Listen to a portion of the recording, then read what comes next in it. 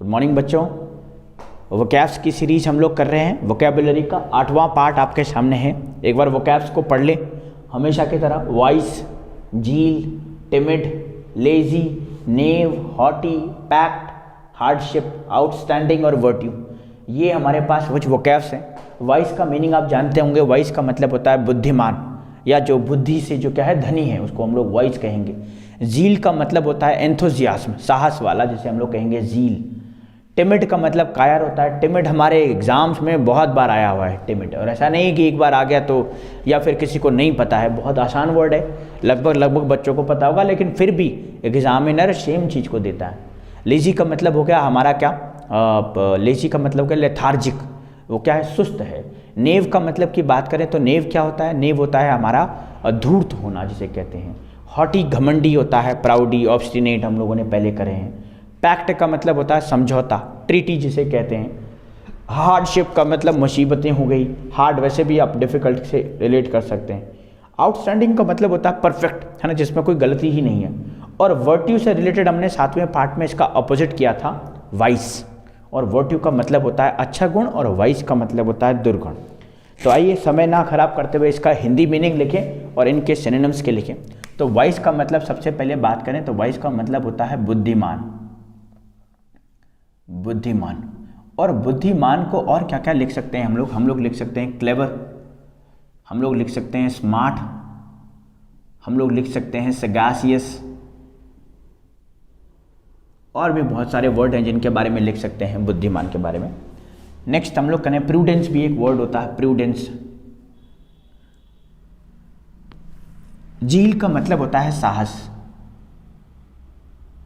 और साहस से आ जाएगा भाई हमारे पास करेज, करेज या करेजियस आप इसे कह सकते हैं, साहस। टिमिड का मतलब होता है कायर, कायर, और इसे क्या कहेंगे, जैसे विदाउट करेज हम इसे कह सकते हैं। अच्छा जी, लेजी का मतलब होता है, हम लोग जानते हैं लेजी, सुस्त, और सुस्त को हम लोग स्लो भी कहते हैं और लेथार्जिक भी कहते हैं, लेथार्जिक। नेव का मतलब क्या होता है जी, नेव का मतलब होता है धूर्त। अच्छा, इससे रिलेटेड हमने 6वें या 7वें पार्ट में किया था ब्रूटल, वो अलग है, ये अलग है। तो नेव का बात करेंगे धूर्त, तो धूर्त को हम लोग कहेंगे विलेन कह सकते हैं इसे, विनोम कह सकते हैं इसे। नेक्स्ट की बात करें हॉटी, हॉटी होता है हमारा घमंडी, और घमंडी से रिलेटेड बड़े वर्ड आते हैं हमारे एग्जाम में। ऑब्स्टिनेट की बात करें, जिद्दी इसे कहते हैं। प्राउडी भी कह सकते हैं हम इसे। पैक्ट का मतलब क्या होता है जी, पैक्ट का मतलब होता है जी समझौता। समझौता का मतलब क्या होता है, समझौता का मतलब है कि दो लोग आपस में कुछ डिस्कशन कर रहे हैं, उसके बीच में कुछ समझौता, कुछ टर्म्स एंड कंडीशन होगी। उस टर्म्स एंड कंडीशन पे वो दो लोग क्या करते हैं, एग्री करते हैं। इसको हम लोग कहेंगे ट्रीटी। हार्डशिप्स का मतलब होता है कठिनाई या फिर मुसीबतें बोले, और मुसीबतें से हम लोगों ने पिछले एक पार्ट में 7वें पार्ट में किया था। मुसीबतों से लेकर के हार्डशिप क्या था गुरुजी, वो 7वें वाले पार्ट में कठिनाई, मुसीबत, adverse, that was adverse, adverse situation मतलब दिक्कतों वाली सिचुएशन। आउटस्टैंडिंग का मतलब हम लोग कह सकते हैं परफेक्ट या फिर बिना गलती के, बिना गलती के।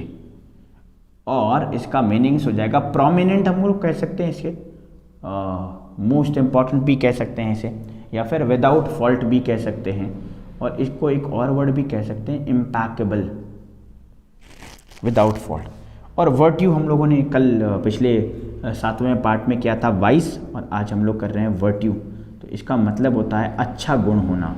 जैसे आप किसी की रिस्पेक्ट करते हैं, हर किसी की रिस्पेक्ट करते हों अगर आप, तो आपके अंदर एक वर्ट्यू है ना, a good quality, a good quality. तो ये हमारे 10 सिनोनिम्स बोलिए या वोकैब्स हो गए। एक बार दोबारा से रिवाइज करें। लेजी बहुत आसान है, नेव धूर्त हो गया जी, हॉटी घमंडी हो गया, पैक्ट हमारा समझौता हो गया, हार्डशिप्स कठिनाई हो गया, आउटस्टैंडिंग हो गया बिना गलती के, और वर्ट्यू हो गया अच्छा गुण। टिमिड कायर बहुत बार हमारे एग्जाम में आया। झील का मतलब हो गया साहस, और वाइस का मतलब हो गया बुद्धिमान। तो ज़रा इनको एक बार पढ़ें, याद करें और हमेशा की तरह इसको मिटा करके 3-4 वर्ड हम लोग देखते हैं कि हम लोग उनको बना पाते हैं या नहीं बना पाते हैं। कुछ वर्ड आपको बहुत पहले से भी पता होंगे, ऐसा नहीं है कि हम लोग पहली बार कर रहे होंगे इन वर्ड को, और ये बहुत ही ईजी वाले वर्ड हैं, डिफ़िकल्ट नहीं है। अभी हम डिफ़िकल्ट की तरफ चलेंगे। जैसे आप देखेंगे कभी टाइम्स ऑफ इंडिया या द हिंदू आप पढ़ते होंगे तो उनमें इस तरह के वर्ड नहीं मिलेंगे आपको, उसका एक अलग ही लेवल है। तो अभी हम लोग एग्ज़ाम के पॉइंट ऑफ व्यू से कर रहे हैं। हमें इस लेक्चर को इस तरीके से बनाना है कि जो बच्चा पढ़ रहा हो तो वो एग्ज़ाम निकाल पाए, नॉलेज तो ले ही ले लेकिन एग्ज़ाम निकाल पाए। तो कई बार क्या होता है कि हम लोग बहुत बड़ी बड़ी वोकैब्स याद कर लेते हैं लेकिन वो हमारे एग्ज़ाम में नहीं आती। तो हमें थोड़ा सा इस हिसाब से तैयारी करनी है, जिसको हम लोग बोलते हैं भाई एग्ज़ाम ओरिएंटेड स्टडी, कि एग्ज़ाम ओरिएंटेड, एग्ज़ाम को ध्यान में रख करके ये हम लोग कर रहे हैं। तो ये वर्ड है, ज़रा एक बार रिवाइज करें। Zeal, timid, lazy, haughty, outstanding और वर्ट्यू। तो ये 8 पार्ट हमारी वोकैब्स के ख़त्म हो गए हैं। हम लोग मिलेंगे बेटा नेक्स्ट पार्ट में, 9वें पार्ट में। तब तक के लिए जय हिंद।